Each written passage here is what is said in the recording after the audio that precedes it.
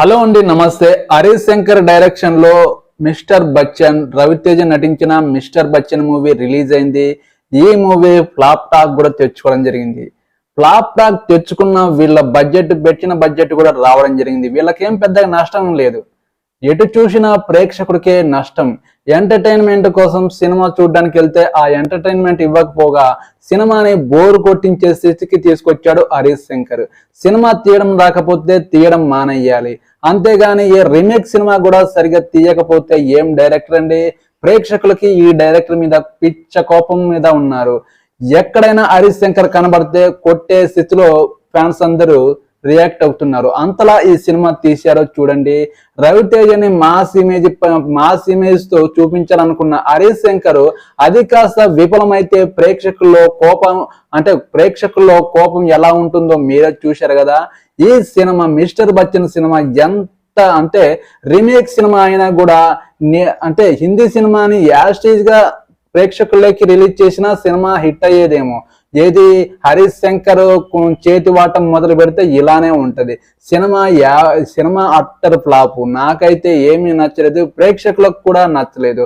నేను చూస్తున్నంత సేపు ఈ సినిమా ఎక్కడ బాగుంటుందా అని చూస్తున్న సేపు అనుకున్నానే కానీ ఈ సినిమాలో నాకు ఎక్కడ గూస్ బంప్స్ తెప్పించేంత, డైలాగ్స్ మంచిగా ఉండేంత, ప్రేక్షకుని రక్తి కట్టించేంత సినిమా ఇందులో స్టఫ్ అనేది లేకుండా కనిపించింది. రైడ్ సినిమా హిందీలో తీసిన 2018లో వచ్చిన అజయ్ దేవగన్ సినిమాగా రిలీజ్ అయిన ఈ రైడ్ సినిమాకి రీమేక్ వచ్చిన మిస్టర్ బచ్చన్ దాని నేటివిటీ చెడగొట్టి హరీష్ శంకర్ చేతి వాటం మొదలు పెడితే ఈ సినిమా అట్టర్ ఫ్లాప్ మూలకెళ్ళిపోయింది. ఏం చేస్తాం, ఈ సినిమా చేసేదేం లేక ఈ సినిమా రిలీజ్ అయ్యే ముందు హరీష్ శంకర్ ఓవర్ బిల్డప్ ఇవ్వడం వల్ల ప్రేక్షకుల్లో సహనం ఈ సినిమా ఎంతవరకు ప్రేక్షకులను ఆదరిస్తారో చూద్దాంలే అన్నట్టు ఉన్నారు. కానీ ఇది ప్రేక్షకులను ఆకట్టుకోలేదు. హరీష్ శంకర్ ఇలానే చాలా సినిమాలు హరీష్ శంకర్ కాపీ సినిమాలు లాగానే కనిపిస్తున్నాయి. రీమేక్ సినిమాలు కూడా హిట్ కొట్టేంత పరిస్థితి తెచ్చుకోలేకపోతే డైరెక్టర్లు ఉండి ఏం ప్రయోజనం. చాలా మంది డైరెక్టర్లు ఇదే కోవకు చెందిన వాళ్ళే కనిపిస్తున్నారు. ఏ సినిమా కూడా తన సొంత టాలెంట్ తో, తన సొంత స్కిల్ తో సినిమాని రక్తి కట్టించి ముందుకు తీసుకెళ్ళలేకపోతున్నారు.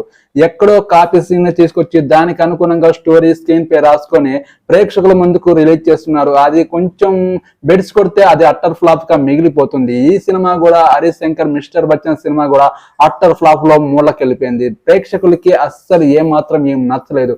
మీరేమంటారు? మీరు ఈ సినిమా గురించి ఒక కామెంట్ చేయండి, నాకు ఒక లైక్ చేయండి, సపోర్ట్ చేయండి, సబ్స్క్రైబ్ చేయండి. నెక్స్ట్ వీడియోతో మీ ముందుకు వస్తాను. Okay, bye.